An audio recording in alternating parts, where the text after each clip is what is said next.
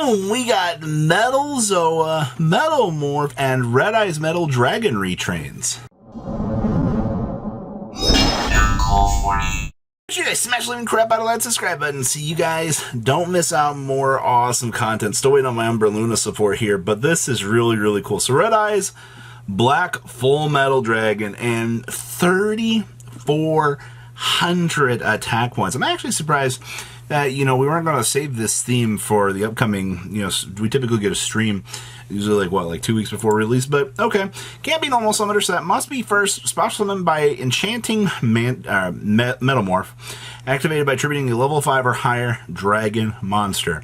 And then you can only use the first sacrifice this card's name once per turn. So, you can reveal this card in the hand to set a Metalmorph trap card directly from your deck, and if you do, shuffle this card into the deck. That's actually pretty good. This fixes a lot of the problems that we had with these sort of cards where you have to go find the other version of whatever combo piece you need. Now, this one-for-one trades. Okay.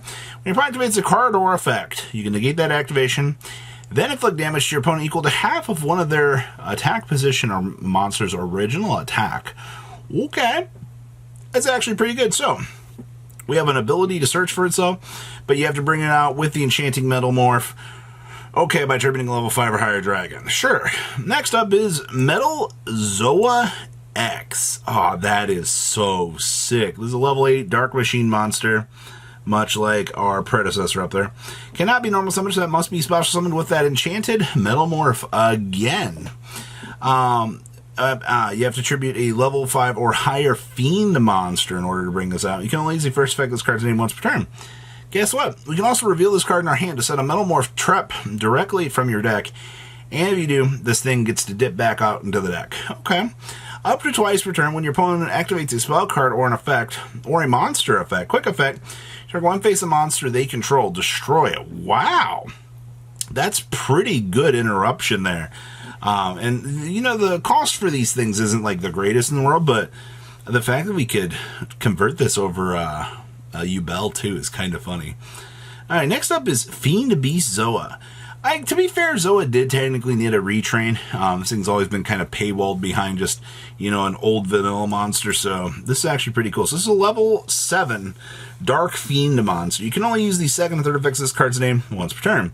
So if your opponent controls a monster, we can normal summon this card without attributing. Well, I guess it is another Fiend monster we can quickly get on the field. If this card is in your hand, you can special summon a defense mission. Then if you do not have a enhanced Metalmorph in your graveyard, your opponent can special summon one monster from their hand. Wow. That's kind of rough. And then during your main phase, you can send a Metalmorph trap card directly from your deck. Wow. So we have another Fiend that can special summon itself, and then we get access to our Metalmorph again. I just don't like that free extension. That's kind of rough, but okay. What in the world are you doing here? Copycat? Oh, this is Metal Illusionist. And it is a light level 1 spellcaster monster. Okay. So, you can only use the first and third effects of this card's name once per turn. Oh, baby. If this card is normal or special, you can set a Metalmorph trap directly from your deck. Then if you have enhanced Metalmorph in your graveyard, I don't know why I keep saying Megamorph, in your graveyard, you can draw a card. Okay, this card's level is increased by 4 during your opponent's turn only. Okay, so it does go to a level 5. That's interesting. And then you can declare one monster type. This card becomes that type until the end of your opponent's next turn. So this actually lets it modify itself to meet the requirements to Metalmorph itself into something else. That's actually pretty cool for a little card combo. Like, just one little piece and we're off to the races. This is... That Axe Raider is about to get curse-splatted by a literal truck. Approaching Machine. You're kidding me. That's actually the name of this. Okay.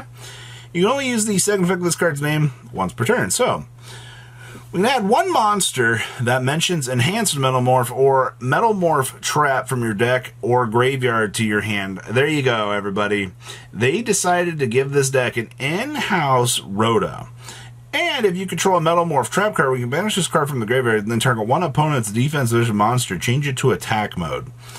I don't really think that second effect is going to be coming up all that much. If you want my honest opinion, it is really cool that we do have the ability to shift an opponent's card into attack mode to force a battle, well, you don't even force the battle, you rotate it into attack mode. So I guess it's meant to help you push that pressure onto your opponent. Okay.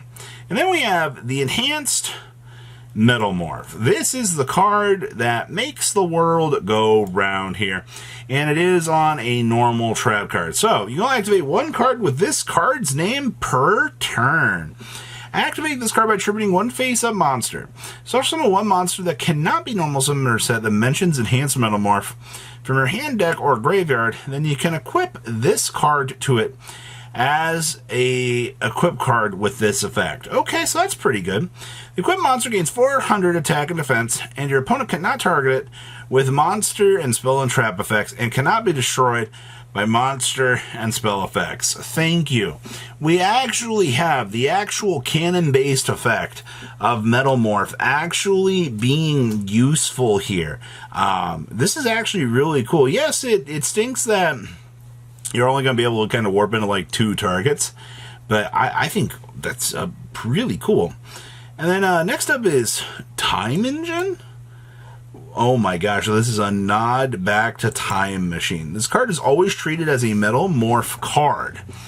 If a monster or monsters you control is destroyed by battle or an opponent's card effect, target one of them, special summon it. Then, if it is a level 5 or higher machine monster, and you have another Metalmorph trap on your field or in your graveyard, you can destroy as many monsters your opponent controls as possible. Then you can inflict damage equal to the summoned monster's original attack.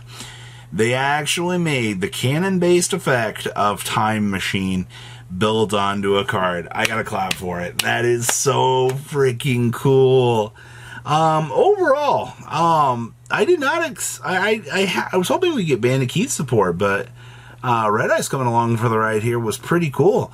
Metalzoa Retrain, but both of these cards are maybe not like the greatest things in the world, but these are now added into the card pool, which means, you know, whether or not these have a chance to be successful, or, you know, Metalzoa here being a splashable card in Yubel, or, you know, Dragon Link finding a way to try to splash the Fullmetal Dragon.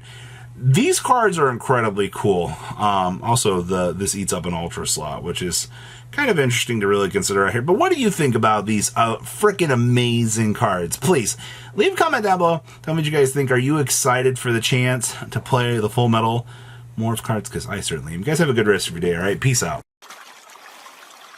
Patrons, thank you.